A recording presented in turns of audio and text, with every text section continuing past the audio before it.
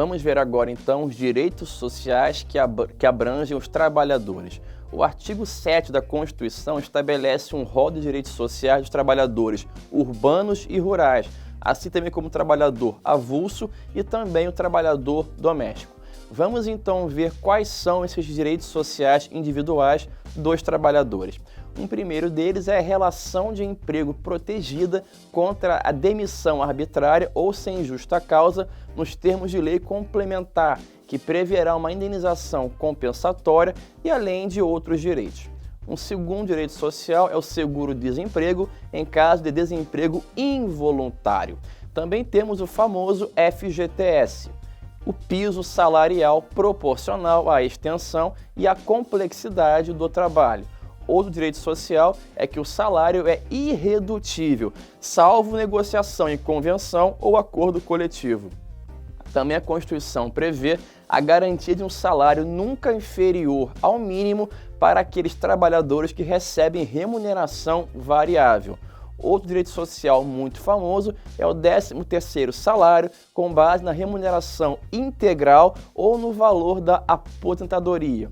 Além disso, a remuneração do trabalho noturno vai ser superior à do trabalho diurno.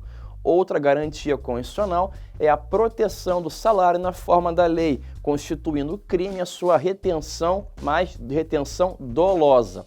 A Constituição também prevê a participação em lucros ou resultados, desvinculada da remuneração e, de maneira excepcional, a participação na gestão da empresa, conforme definição legal. Temos também o salário família pago em razão do dependente, do trabalhador de baixa renda, também nos termos da lei. A duração do trabalho normal não será superior a 8 horas diárias e a 44 horas semanais, mas faculta-se a compensação de horários e a redução da jornada, mediante acordo ou convenção coletiva de trabalho. No caso da jornada de 6 horas para o trabalho em turnos ininterruptos de revezamento, é outra proteção constitucional, exceto se houver negociação coletiva.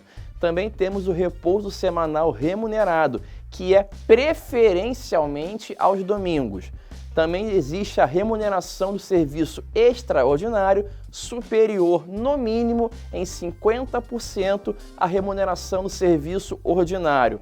A Constituição também assegura férias anuais remuneradas com pelo menos 1/3 a mais do que o salário normal. Também prevê a Constituição a licença à gestante sem prejuízo do emprego e do salário. Também prevê a licença paternidade. Existe também a previsão constitucional da proteção do mercado de trabalho da mulher, mediante incentivos específicos nos termos da lei. Há o aviso prévio proporcional ao tempo de serviço, sendo no mínimo de 30 dias, também nos termos da lei. Outra proteção constitucional é a redução dos riscos inerentes ao trabalho por meio de normas de saúde, higiene e também normas de segurança. O adicional de remuneração para atividades penosas, insalubres ou perigosas é outra proteção constitucional. Um direito social muito importante também é a aposentadoria e há também a assistência gratuita aos filhos e dependentes desde o nascimento até 5 anos de idade em creches e pré-escolas. E muito importante agora é que a Constituição prevê o reconhecimento das convenções e também dos acordos coletivos de trabalho. Há uma previsão muito importante hoje em dia para a questão da tecnologia, que é a proteção em face da automação na forma da lei. Existe também o seguro contra acidente do trabalho a cargo do empregador, importante, sem excluir a indenização que o empregador está obrigado quando ele incorrer em dolo ou culpa. No tocante ao aspecto processual, a ação contra os créditos da relação de trabalho terá um prazo prescricional de 5 anos para trabalhadores urbanos e rurais, mas até o limite de 2 anos após a extinção do contrato de trabalho. E como concretização da isonomia, a Constituição proíbe a diferença salarial por conta de funções e também o critério de admissão por motivo de sexo, idade, cor ou estado civil. Também existe a proibição de qualquer discriminação no tocante a salário e a critério de admissão de quem possua alguma deficiência. Há também a proibição de diferenciação entre trabalho manual, técnico e intelectual ou entre os profissionais respectivos, mas é claro, isso não impede a diferenciação salarial legítima. A Constituição também prevê a proibição de trabalho noturno, perigoso ou insalubre a menores de 18 anos de idade e de qualquer tipo de trabalho aos menores de 16 anos de idade, salvo na condição de aprendiz a partir de 14 anos. E também a Constituição garante igualdade de direitos entre o trabalhador com vínculo empregatício permanente e o trabalhador com vínculo avulso. Vamos ver agora quais são os direitos sociais coletivos dos trabalhadores. Os direitos sociais de cunho coletivo são aqueles que são feitos pelos trabalhadores de maneira coletiva ou no interesse de uma coletividade. E eles podem ser classificados em associação profissional ou sindical, greve, substituição processual, participação, representação classista. No tocante à associação profissional ou sindical, nos termos do artigo 8º da Constituição, é dito que é livre a associação profissional ou sindical, mas seguindo algumas regras. Vamos a elas. A primeira, a lei não poderá exigir autorização estatal para a fundação de sindicato, ressalvado, é claro, o registro no órgão pertinente, sendo vedada ao Estado a interferência e a intervenção na organização sindical.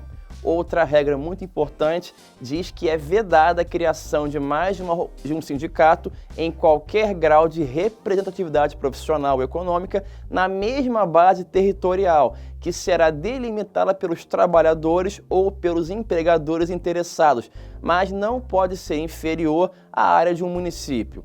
Uma terceira regra diz que ao sindicato cabe defender interesses coletivos ou individuais da categoria profissional, inclusive em questões judiciais ou extrajudiciais. Continuando, a Assembleia Geral fixará a contribuição que, no caso de categoria profissional, será descontada em folha para o custeio do sistema confederativo da representação sindical pertinente, independentemente da contribuição prevista em lei. Além disso, ninguém será obrigado a ficar filiado, a se manter filiado, podendo requerer a desfiliação quando bem entender. Uma previsão muito importante diz que é obrigatória a participação dos sindicatos em negociações coletivas de trabalho. E o aposentado filiado tem direito a votar e também a ser votado nas organizações sindicais, sendo vedada a dispensa do empregado sindicalizado a partir do registro da candidatura a cargo de direção ou representação sindical e, se ele for eleito, mesmo que como suplente, até um ano após o final do seu mandato, salvo se cometer uma falta grave nos termos da lei. Por fim, o artigo 8º, parágrafo único da Constituição, menciona que as disposições do artigo 8º, as regras, também são aplicadas à organização de sindicatos rurais de colônias de pescadores, mas atendidas as condições que as leis especiais estabelecerem para essas entidades. Vamos ver agora como é que está tratada a questão da greve na Constituição. Como dito, a Constituição assegura a possibilidade de greve, competindo aos trabalhadores de decidir sobre a oportunidade de exercer ou não esse direito e também quais os interesses que devam ser defendidos por meio da greve. É importante frisar que a lei definirá serviços ou atividades essenciais e disporá sobre o atendimento às necessidades inadiáveis da comunidade durante uma greve, sendo que os eventuais abusos cometidos sujeitarão os responsáveis às penas da lei, que neste caso é a Lei 7783 de 89.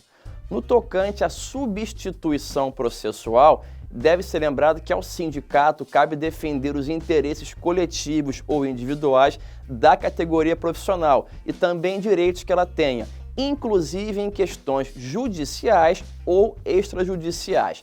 E na visão do STF, os sindicatos possuem uma ampla legitimidade extraordinária para defender em juízo interesses coletivos, direitos ou individuais ou coletivos da categoria que representam, inclusive nas liquidações e execuções de sentença, independentemente da autorização dos substituídos processualmente, no caso, os trabalhadores daquela categoria profissional. No tocante à participação, a Constituição diz que é assegurada a participação dos trabalhadores e empregadores nos colegiados de órgãos públicos em que haja interesses profissionais ou previdenciários como alvo de discussão e também de deliberação.